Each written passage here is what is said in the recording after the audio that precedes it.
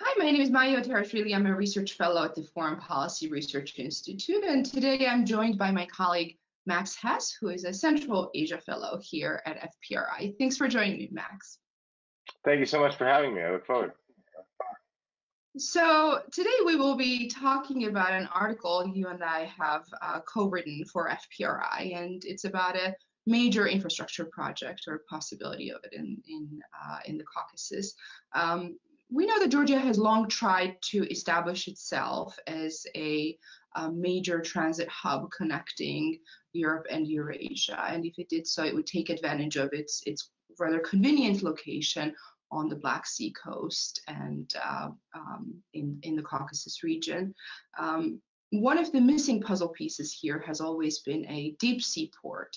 To date, Georgia does not have a deep sea port, therefore its capacity to receive large-size cargo via the water is quite limited still.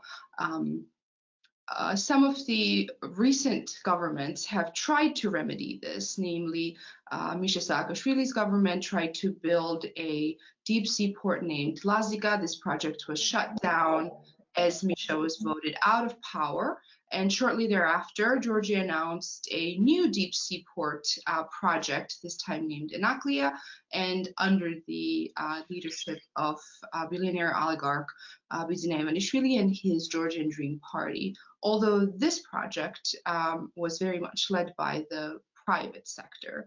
I was hoping, Max, you could walk us through a little bit about the funding of this project, who was in charge of it, and who was investing in it. Sure. So the project, as you mentioned, was launched in its current form by Georgian Dream. The Anaklia location and the Laziga location are the same place. They both lie at a critical point near a village of Anaklia, which lies at the mouth of the Inguri River, where it hits the Black Sea, right next to the border of Georgia's breakaway region, Abkhazia, and Georgia proper.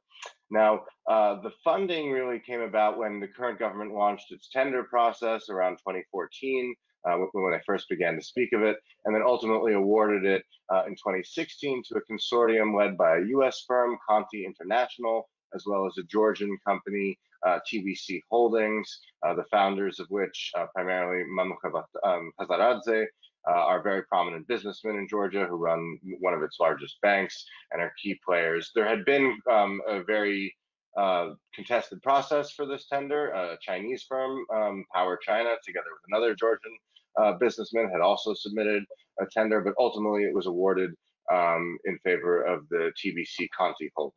Now, as the financing for the project, which was supposed to reach over $2.5 billion, attempted to be arranged, that's when the real problems began to emerge. Right.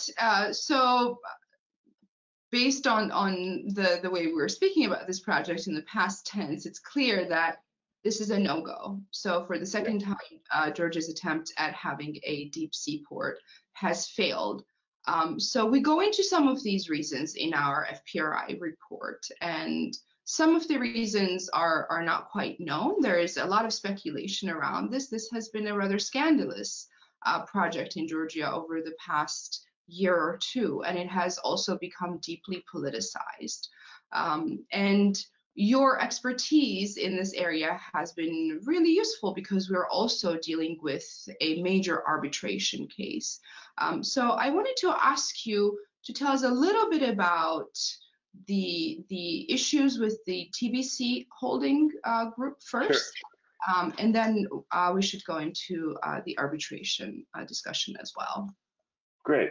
Yeah, so the issues really began to emerge in late 2018 when an investigation was launched into TBC Bank, which is also majority owned by Hazaradze and his business partner, Badri Jabaridze.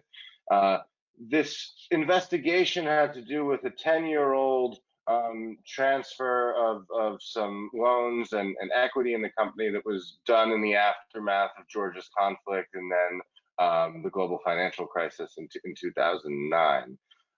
It was very much seen as a politicized investigation. However, at the same time, the government itself continued to speak positively of the project in Anaklia, although they began investigating these partners. They attempted to claim it wasn't related. TBC made very clear that they, in fact, felt that it was. The tensions would continue to worsen, although ultimately a settlement was reached in the dispute. It did cause a significant amount of turbulence in the Georgian financial markets that are traded in the West, including TBC's shareholdings as it was going on. It was ultimately settled for a relatively small amount, and no wrongdoing was admitted. But the project essentially ground to a halt at the same time. And by last autumn, Conti International announced that it was pulling out of the project. Now, where we are today is that essentially the project was scrapped in January, and in July, TBC and an investor, a Dutch-based investor, announced that they were, on behalf of the Anaklia Development Corporation, launching an arbitration dispute against the Georgian government. Now, arbitration disputes are usually set out by terms of bilateral investment treaties and various investment agreements struck at the initial time of the contract. Georgia has been involved in arbitration disputes before and has a fairly good track record, particularly compared to other post-Caucasus, post-Soviet countries, of upholding arbitral awards, at least in recent years. But really the issue there gets down to what caused the contract to collapse. The Anaklia Development Corporation is seeking potentially up to $1 billion for lost earnings that would have resulted from the project. Arbitrations do have the potential to award that kind of money if the government is found to have illegally or in violation of a bilateral investment treaty have revoked a concession that was dutifully awarded. The Georgian government's position is that the project was no longer viable and that the investors were not able to raise the funding on their own. Whereas part of Anaklia's position is essentially that the government had reneged on the support that it had offered. Now, this gets into technicalities about some of the infrastructure that the Georgian government had agreed to build and whether they had met the timelines there, as well as crucially over whether Georgia had in fact agreed to give a sovereign guarantee to this project, which would have required billions of dollars in financing, including largely led by official Western, or at least perceived as Western, development finance groups such as formerly U.S. Overseas Private Investment Corporation, the Asian Development Bank, and potentially the European Bank for Reconstruction and Development as well. Now, the technicalities of offering guarantees on these kinds of projects get very much into the weeds of project financing and international development financing, but essentially the project allows lenders to have some surety that they will still be paid out even if the project is no longer economically viable on the back of the sovereign of that country. Now, Georgia has done a fairly good job under its successive governments of managing its external debt load. There have been brief crises and times of international stress as well, but those markets have been highly developed. There has been talk in Tbilisi that essentially allowing this kind of guarantee if the project did fail would have really put Georgia's international debt position at risk.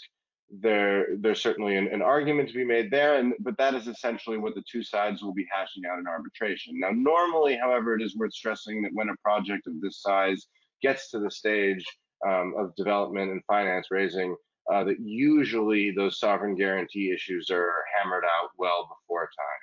And so part of the key dispute there seems to be that potentially the investors in Anaklia Development Consortium were led to believe that they would get it, and may or may not have been misled, at least is their position.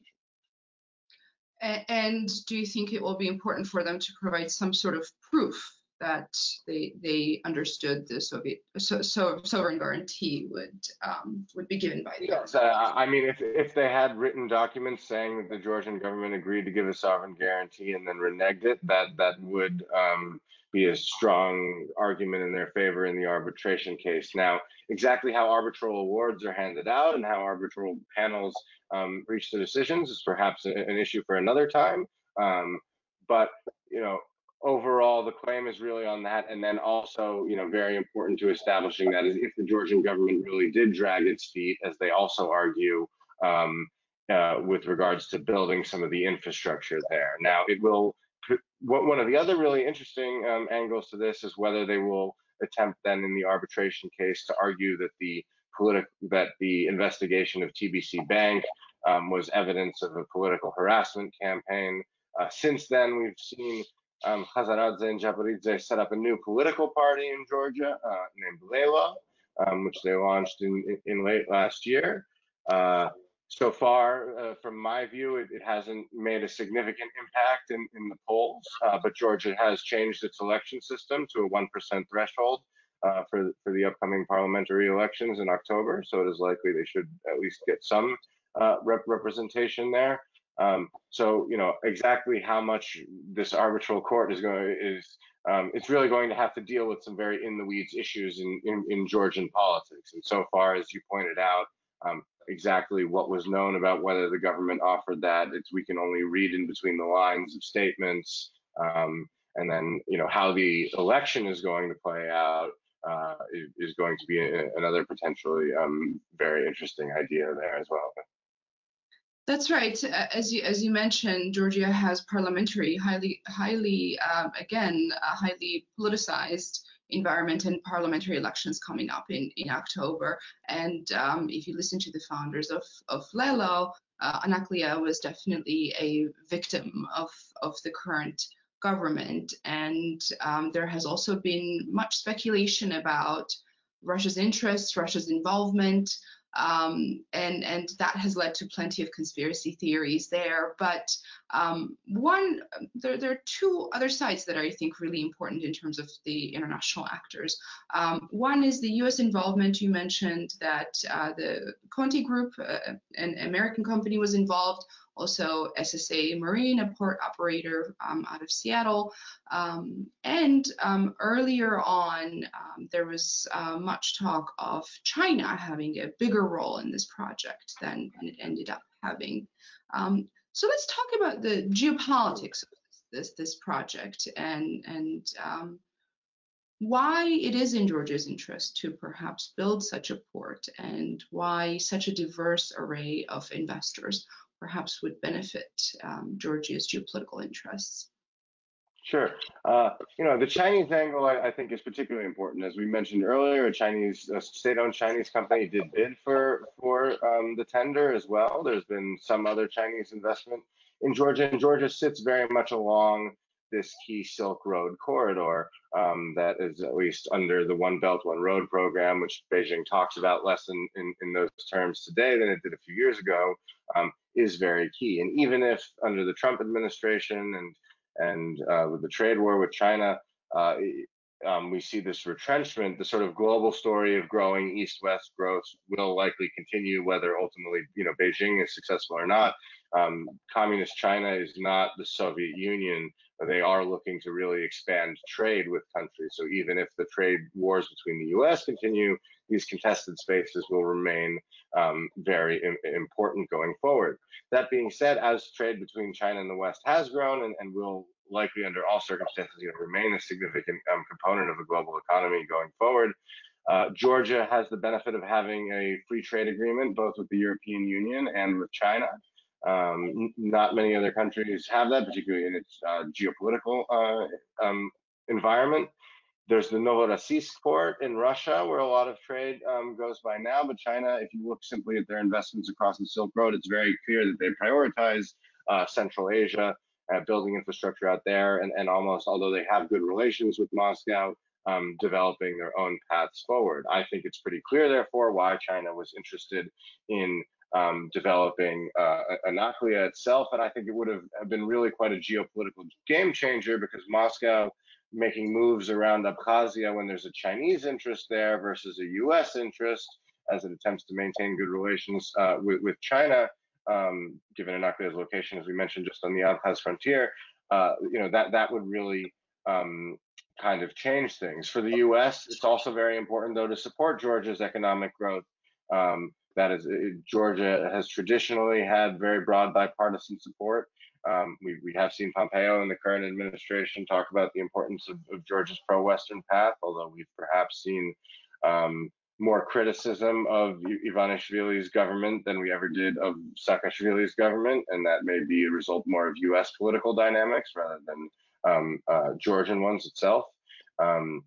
So, that's really important there. And then for Russia, of course, and for Georgia itself and how Georgia positions itself, you have, again, the Abkhaz issue, Georgia wanting to build, infrastructure projects that makes economic reintegration at the least, or deeper economic integration, which has broadly been cut off with the exception of the Inguri power plant, hydroelectric power plant up the river since 1994. That would be quite significant as well. So, it really sits on the nexus of, these classical post-Soviet conflicts and great power struggle. It stands at the nexus of trade and China Western competition. It stands as a gateway to Central Asia and to the rest of the Caucasus and potentially even some parts of the Middle East as well.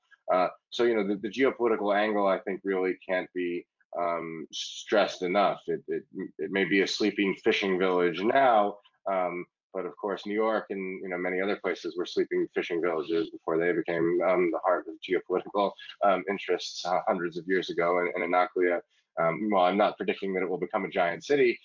It and projects like it, I think, and port infrastructure remains a keenly contested geopolitical space, which then that sort of aggravated by its location on the physical front line, means that in any discussion of these topics, it has to be paramount. Max, I think those are great reasons why we should expect that there will be Georgia's Deep Sea Project 3.0 in Yes. the near future. I think based on everything we've just discussed so quickly, it's very clear that Georgia's future must include greater capacity to accommodate international trade and take advantage of its location. So I want to thank you for joining me today. I want to encourage our viewers to check out our report, which will be linked down below. And I look forward to our conversation about this topic as the arbitration continues. Perfect. Thank you so much.